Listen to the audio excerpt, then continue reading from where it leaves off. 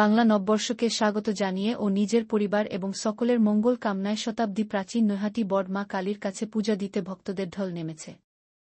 ভোররাত থেকেই দূর দূরান্ত থেকে বহু মানুষ ভিড় জমিয়েছেন এই বড় মা কালী মন্দিরে। দীর্ঘ লাইন দিয়ে ঘণ্টার পর ঘণ্টা অপেক্ষা করে পূজা দিচ্ছেন সকলে। সকলেরই একটাই প্রার্থনা, নিজের পরিবার। ভালো লাগছে বড় মার কাছে পুজো দিতে এসে।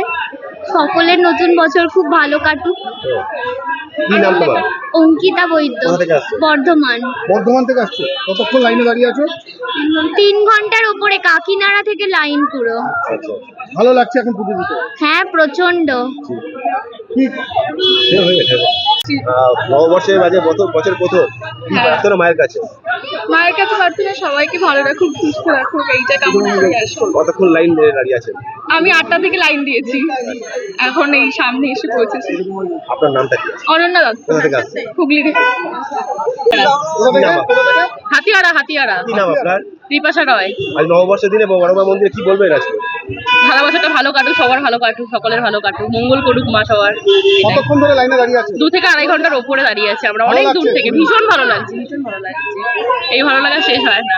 কিষেন শর্মা, কোথা থেকে আসছেন? কলকাতা থেকে। কেমন অনুভূতি আজকে বড় মায়ের মন্দিরে?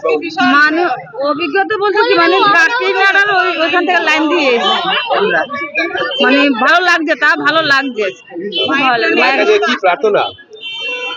ছেলেদের জন্য মানে শান্তি কামনা করে, ছেলেরা যেন ভালো থাকে, সুস্থ সবল থাকে, ওই জন্য মার কাছে এসেছি। দিদিরা কি বলছিল? বলছি অনেক দূর থেকে এসেছি, মানে লাইন মানে একদম জগদ্দল থেকে, এতটা দূর থেকে এসে এই কাছে আসতে পেরেছি মায়ের কাছে, এটাই মার কাছে আশীর্বাদ মার। মানে এত দূর। হ্যাঁ, নববর্ষে প্রার্থনা অবশ্যই যাতে সংসার ভালো থাকে, দেশের সবাই যেন ভালো থাকে এবং সবাই যেন সুস্থ থাকে, মার কাছে এটাই কামনা করব। আর আপনারাও যাতে সবাই ভালো থাকেন, এইভাবে সাংবাদিকতা করতে পারেন, আমাদের সামনে মাইক ধরবেন, এইটুকুই কামনা করি।